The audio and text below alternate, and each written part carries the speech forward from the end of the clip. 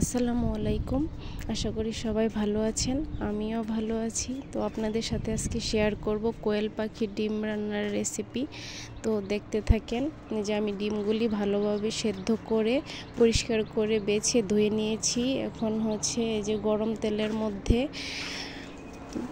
হলুদ লবণ দিয়ে ডিমগুলো ভেজে নিচ্ছি। ভেজে নিয়ে উঠিয়ে এই তেলের মধ্যে দিয়ে দেব এলাচ, দারুচিনি, তেজপাতা, পেঁয়াজ ফোড়নে একটু ভেজে নিয়ে এটাতে দেব মরিচের গুঁড়ি, হলুদের গুঁড়ি।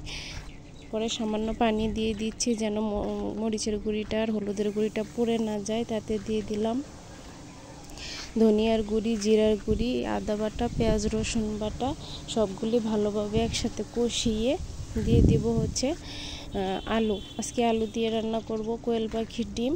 তো আলুটা একটু নেড়ে চেড়ে পানি দিয়ে কষিয়ে তারপর হচ্ছে এই যে ডিম দিয়ে দিলাম। ডিমটা একসাথে মিশিয়ে একটু পানি দিয়ে ভালোভাবে কষিয়ে রান্না করে নিচ্ছি। নেওয়ার পরে যে একটু টমেটো দিয়ে দিয়েছি আর একটা কাঁচামরিচ দিয়ে দিয়েছি। এই যে আমার রান্না শেষ। এটা আমার রান্নার ফাইনাল লুক। আল্লাহ হাফেজ।